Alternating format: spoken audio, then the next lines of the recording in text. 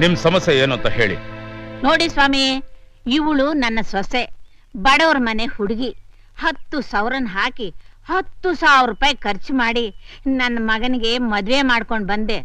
ಅವನು ಊರಲ್ಲಿರೋವರೆಗೂ ಚೆನ್ನಾಗೇ ಇರ್ತಾಳೆ. ಅವನು ದುಬೈಗೆ ಹೋಗಿ 2 ವರ್ಷ ಆಯ್ತು. ಅವನು ಊರ್ ಬಿಟ್ಟು ಹೋದ್ರೆ ಇವ್ರ ಜೊತೆಲಿ ಸಂಬಂಧ ಇಟ್ಕೊಂಡು ಬಸ್ ಹತ್ಕೊಂಡು ಪಕ್ಕದ ಊರಿಗೆ ಹೋಗ್ತಾಳಲ್ಲ. ವಿಷಯ ಏನು ಅಂತ ಕೇಳಿ.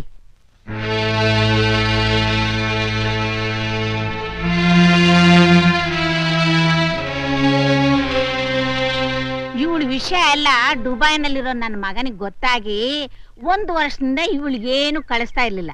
ಹೀಗಿದ್ದು ಇಷ್ಟೊಂದು ಒಡವೆ ಹಣ ಇವಳಿಗೆ ಹೇಗ್ ಬಂತು? ಇಂಥ ಮಾನಗೇಡಿ ಜೊತೆಲಿ ನನ್ನ ಮಗ ಸಂಸಾರ ಮಾಡೋದೇ ಬೇಡ. ಇದನ್ನ ನೀವು ಇತ್ಯರ್ಥ ಮಾಡ್ಲೇಬೇಕು. ನೀನೇನ್ ಹೇಳ್ತೀಯಪ್ಪ?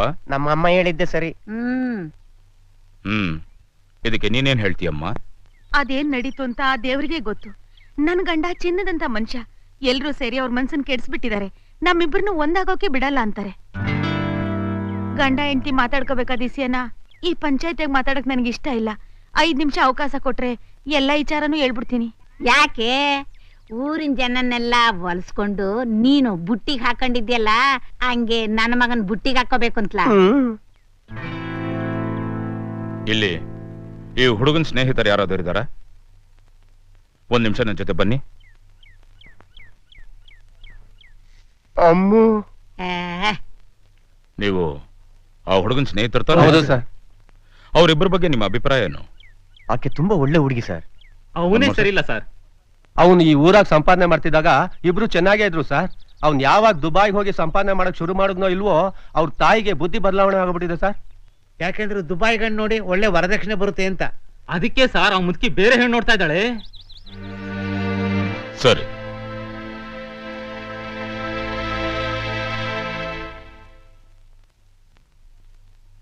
ನಿನಗೆ ಅಣ್ಣ ತಮ್ಮಂದಿರು ಯಾರಾದರೂ ಇದ್ದಾರೇನಮ್ಮ?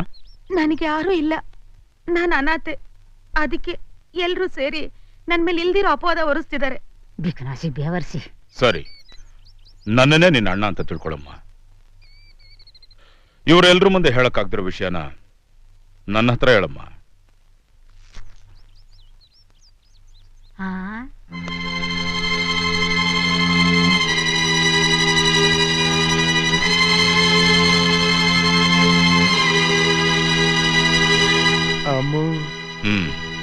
ಅಂದ್ರೆ ನಿನ್ ಗಂಡನ ಬಗ್ಗೆ ಯಾರಾದ್ರೂ ತಪ್ಪಾಗಿ ಮಾತಾಡಿದ್ರೆ ನಿನ್ನಿಂದ ಸಹಿಸ್ಕೊಳಕ್ಕಾಗಲ್ಲ. ನಡಿ. ಈ ಹುಡುಗಿ ಹೇಳೋದ್ರಲ್ಲೂ ಅರ್ಥ ಇದೆ. ಏನ್ ಮಾರ್ತಾಂಡನ್ನ, ಈ ಸುಪ್ನಾತಿ ಬಿನ್ನಾಣದ ಮಾತಿಗೆ ನೀವು ಬುಟ್ಟಿಗೆ ಬಿದ್ಬಿಟ್ರ? ಸತಿ ಸಾವಿತ್ರಿ ನೋಡು ಪತಿವ್ರತೆ ಅಂತ ಹೇಳ್ಕೊಳಕ್ಕೆ. ಏನಂದೆ? ಸತಿ ಸಾವಿತ್ರಿ ಪತಿವ್ರತೆ. ನೀನ್ ನೋಡಿದಿರೋ ಸತಿ ಸಾವಿತ್ರಿ ನಿನಗೆ ಪತಿವ್ರತೆ. ಆದ್ರೆ ನೀನ್ ಮುಟ್ಟಿ ತಾಳಿ ಕಟ್ಟಿರೋ ಈ ನಿನ್ ಹೆಂಡತಿ ವ್ಯಭಿಚಾರಿ. ಲೇ ತಮ್ಮ, ನಿನ್ನ ಸತಿ ಸಾವಿತ್ರಿ ಕಾಲದಲ್ಲಿ ತೋಡೆವರೆಗೂ ಎತ್ತು ತೋರ್ಸ ಯಾವ ಸಿನಿಮಾನೂ ಇರಲಿಲ್ಲ. ಎಲ್ಲ ಬಿಚ್ಚಿ ನಿಂತಿರೋ ಫೋಟೋಗಳನ್ನ ಪ್ರಕಟಣೆ ಮಾಡೋ ಯಾವ ಪತ್ರಿಕೆನೂ ಇರಲಿಲ್ಲ. ಎಳೆ ಮಕ್ಕಳು ನೋಡಿದ್ರೆ ಸಾಕು ಅವ್ರು ಕೆಟ್ಟೋಗಂತ Zee TV, star TV, M TV, ಯಾವ ಮಹಾ ಟಿವಿನೂ ಇರಲಿಲ್ಲ. ಅಂದ್ರೆ ಆ ಕಾಲದ ಹೆಣ್ಣು ಕೆಡಕ್ಕೆ ಯಾವ ಅವಕಾಶನೂ ಇರಲಿಲ್ಲ. ಆ ಹೆಣ್ಣನ್ನು ಪತಿವ್ರತೆ ಅಂತ ಹೇಳೋದ್ರಲ್ಲಿ ಯಾವ ದೊಡ್ಡತನೂ ಇಲ್ಲ.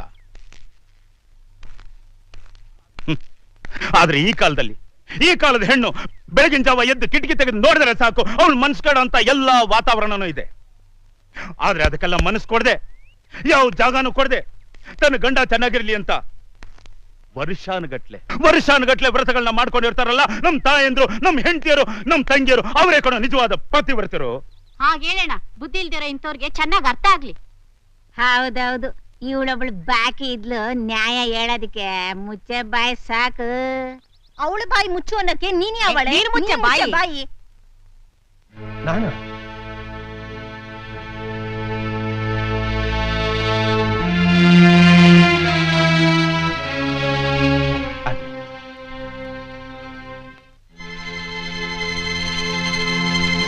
ಇವನೇ ಸರಿ ಇಲ್ಲ ಅಂತಂದ್ರೆ ಇವನ ಹೆಂಡತಿ ಮೇಲೆ ಅನುಮಾನ ಪಡಲ್ವಾ? ದುಬೈನಾಗೆ ಯಾವ್ದೋ ಹೆಣ್ಣಿನ ಜೊತೆ ಸಂಬಂಧ ಬೆಳೆಸಿರ್ಬೇಕು ಇವನು. ಅದಕ್ಕೆ ಅಲ್ಲಿಂದ ಒದ್ದೋಡ್ಸಿದ್ದಾರೆ ಇವನ್ಗೆ.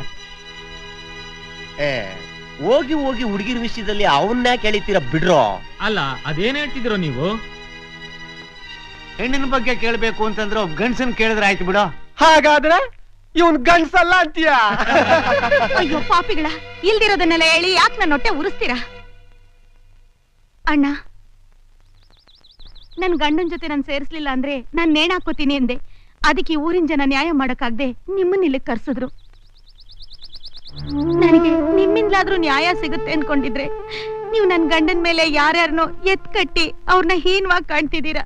ಬೇಡ ಸ್ವಾಮಿ, ನನಗೆ ಪಂಚಾಯ್ತಿನೂ ಬೇಡ, ನನ್ ಗಂಡನ್ ಕೀಳಾಗ್ ನೋಡೋದು ಬೇಡ. ಅವ್ರಿಷ್ಟದ ಪ್ರಕಾರ ಅವ್ರು ಯಾರನ್ನಾದ್ರೂ ಮದುವೆ ಮಾಡ್ಕೊಂಡು ಸುಖವಾಗಿರ್ಲಿ. ನಾನು ಅವರಿಂದ ದೂರ ಇರ್ತೀನಿ, ದೂರ ದೂರ.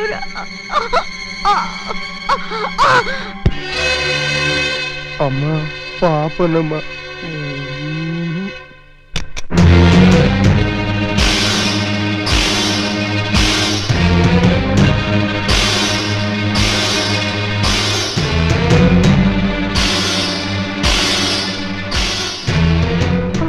ಅಣ್ಣ, ಯಾವಾಗ ಬಂದ್ರಿ? ಬನ್ನಿ ಒಳಗೆ.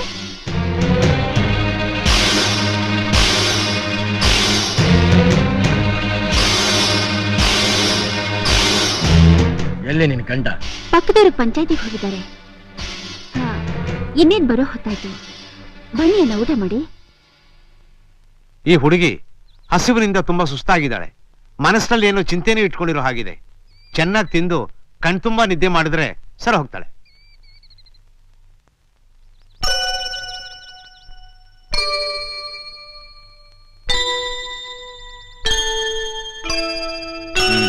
ನೋಡ್ದನಯ್ಯ, ಇಷ್ಟು ಜನಗಳನ್ನ ಸೇರಿಸಿ ಇವ್ರೆಲ್ರೂ ಮುಂದೆ ನೀನ್ ಹೆಂಡತಿನ ವ್ಯಭಿಚಾರಿ ಅಂತ ಹೇಳ್ದೆ.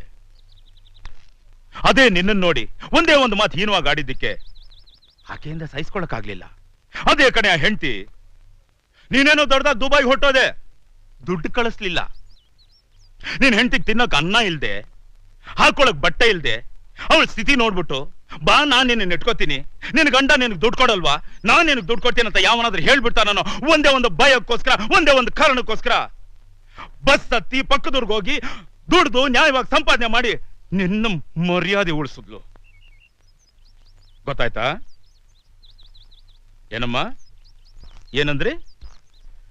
ಗಂಡ ಬಿಟ್ಟು ಹೋದ, ಸೊಸೆ ಕೆಟ್ಟು ಹೋದ್ಲು. ಒಂದು ಹೆಣ್ಣು ಕೆಡ್ಬೇಕು ಅನ್ನೋದಾದ್ರೆ 7 ಸಮುದ್ರ ಆಚೆ ಕರ್ಕೊಂಡೋಗಿ ಇಟ್ರು ಅದನ್ನೆಲ್ಲ ದಾಟು ಬಂದು ನಿನ್ನ ಕಣ್ಣು ಮುಂದೆನೆ ಕೆಡ್ತಾಳೆ. ಅದೇ ಹೆಣ್ಣು ಇವನೇ ನನ್ನ ಗಂಡ ಅಂತ ತನ್ನ ಮನಸ್ಸಲ್ಲಿ ತೀರ್ಮಾನ ಮಾಡ್ಬಿಟ್ರೆ ಅಲ್ಲಿಗೆ ಮುಗೀತು. ಯಾವ ರಾಜ ಅಲ್ಲ, ಮಹಾರಾಜ ಅಲ್ಲ, ಯಾವ ಚಕ್ರವರ್ತಿ ಬಂದ್ರು ಅವನ್ನ ಕಣ್ಣೆತ್ತಿನೂ ನೋಡಲ್ಲ. ಗಂಡ ಬದುಕಿರೋವರೆಗೂ ಅವನ ಜೊತೆನೆ ಬದುಕ್ತಾಳೆ, ಅವನ ಜೊತೆನೆ ಬಾಳ್ತಾಳೆ. ಗಂಡ ಸತ್ತ ಮೇಲೆ ಅವನ ನೆನಪಲ್ಲೇ ಅವಳು ಸಾಯೋವರೆಗೂ ಬದುಕಿರ್ತಾಳೆ. ಅದೇ ಹೆಂಡತಿ. ಊರಿನಲ್ಲಿ ಎಲ್ರು ಚೆನ್ನಾಗಿದ್ದಾರಣ್ಣ?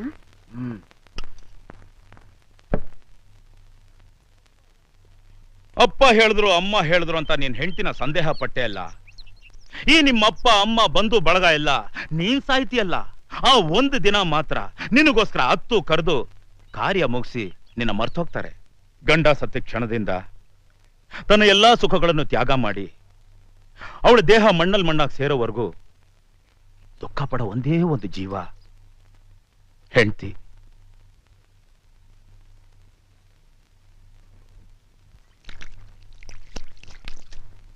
ಯಾಕಣ್ಣ ಎಲೆಗೆ ಕೈ ತೊಳೆದ್ ಬಿಟ್ರಿ?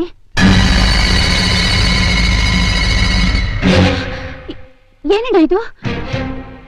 ನೀನು ಹೊಟ್ಟೆ ತುಂಬಾ ಊಟ ಹಾಕಿದ್ಯಾ, ನಿಮ್ಮಪ್ಪ ನನಗೆ ಜೈಲು ಕಳ್ಸ. ಅದಕ್ಕೆ ಏನಾದ್ರೂ ಒಂದು ಕೃತಜ್ಞತೆ ತೋರಿಸ್ಲೇಬೇಕಲ್ವಾ? ಅದಕ್ಕೆ ಇವತ್ತೆಷ್ಟೋ ಜನ ಗಂಡಂದ್ರು ತನ್ನ ಹೆಂಡತಿ ಬಂಜೆ ಅಂತ ಗೊತ್ತಾದ ಮೇಲೆ ಇನ್ನೊಂದು ಮದುವೆ ಮಾಡ್ಕೊಂಡ್ಬಿಡ್ತಾರೆ. ಅದೇ ಹೆಂಡತಿ ಆದವಳು ಗಂಡನಿಂದ ತನಗ್ ಮಗು ಆಗಲ್ಲ ಅಂತ ಗೊತ್ತಾದ ಮೇಲೂ ಇನ್ನೊಂದು ಮದುವೆ ಬಗ್ಗೆ ಯೋಚನೆನೂ ಮಾಡಲ್ಲ, ಅದು ಪ್ರಯತ್ನನೂ ಪಡಲ್ಲ. ಸಾಯೋವರೆಗೂ ಬಂಜೆ ಅನ್ನೋ ಪಟ್ಟಣ ತನ್ನ ತಲೆ ಮೇಲೆ ಹೊತ್ಕೊಂಡು ಬದುಕಿರ್ತಾಳೆ. ಅದೇ ಹೆಣ್ಣು, ಅವಳೆ ಹೆಂಡತಿ.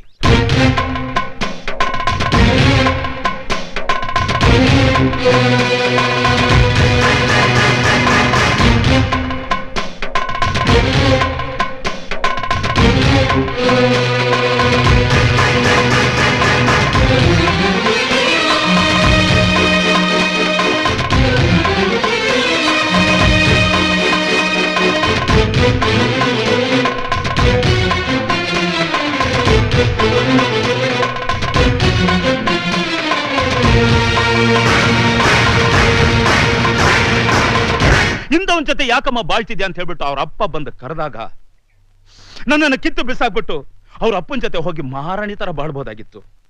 ಆದ್ರೆ ಯಾಕೆ ಕೆಲಸ ಮಾಡ್ಲಿಲ್ಲ. ಸುಖ ದುಃಖ ಎಲ್ಲ ಎಲ್ಲ ನನ್ನ ಗಂಡನೇ, ಸರ್ವಸ್ವ ನನ್ನ ಗಂಡನೇ ಅಂತ ಹೇಳಿ ಅವ್ರ ಅಪ್ಪನ ವಾಪಸ್ ಕಳ್ಸಿದ್ಲು. ಅಷ್ಟೇ ಅಲ್ಲ, ಹೇಳೋ ರೀತಿಯಲ್ಲಿ ಹೇಳಿ ನನಗ್ ಬುದ್ಧಿವಾದ ಹೇಳಿ ನನ್ನೊಬ್ಬ ಮನುಷ್ಯನಾಗಿ ಮಾಡಿದ್ಲು. ನನ್ನ ಹೆಂಡತಿ ಮಾತ್ರ ಅಲ್ಲ, ನಿಮ್ ಹೆಂಡತಿರ್ ಮಾತ್ರ ಅಲ್ಲ, ಈ ಮಣ್ಣಲ್ಲಿ ಹುಟ್ಟಿದ ಪ್ರತಿ ಒಂದು ಹೆಣ್ಣು ತನ್ನ ಗಂಡನ್ಗೋಸ್ಕರ ಎಲ್ಲಾ ಕಷ್ಟಗಳನ್ನು ಸಹಿಸಿಕೊಂಡು ಸಂಸಾರ ನಡೆಸ್ತಾಳೆ. ಅದೇ ಹೆಣ್ಣು ಕುಲ. ಅಂತ ಮಹಾ ಹೆಣ್ಣು ಕುಲಕ್ಕೆ ಕೆಟ್ಟದ್ದು ನೆನೆಸಿದ್ರು, ಕೆಟ್ಟದ್ದು ಬಯಸಿದ್ರು ಆ ಸರ್ವಶಕ್ತಿ ಅವ್ರನ್ನ ಸುಮ್ಮನೆ ಬಿಡಲ್ಲ, ಸುಟ್ಟು ಬೂದಿ ಮಾಡ್ಬಿಡುತ್ತೆ. ಇದು ಸತ್ಯ.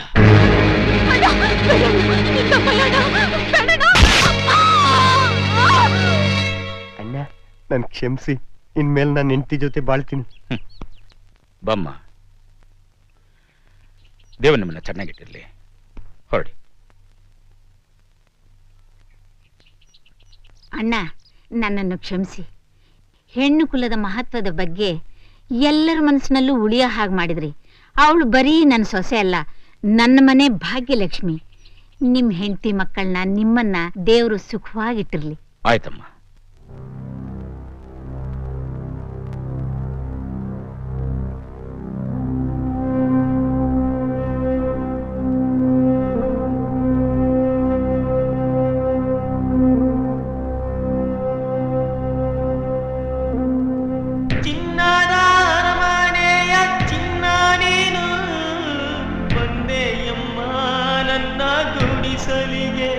ದೀಪ ಬೆಳಗೋದಕ್ಕೆ ಗಂಧದ ಮನಸ್ಸಿನ ಗಂಧ ನೀರು ಹಿರಿಮೆ ತಂದೆ ಮಣ್ಣ ಸೋಗಡಿಗೆ ಹೆತ್ತ ತವರಿಗೆ ಹಾಲಂತ ಮನಸ ಕಂಡು ಪ್ರೀತಿಯ ಬೆಳಕ ಕಂಡು ಕಲ್ಲಂತ ಮನಸ್ಸು ಕರಗಿ ಹೋಯಿತಮ್ಮ. ಜೀವಕ್ಕೆ ನೀನೇ ಜೀವ, ನಿನ್ನೊಳಗೆ ನನ್ನ ಜೀವ, ಈ ನನ್ನ ಜೀವವನ್ನೇ ಕಾಯಲಿಲ್ಲ.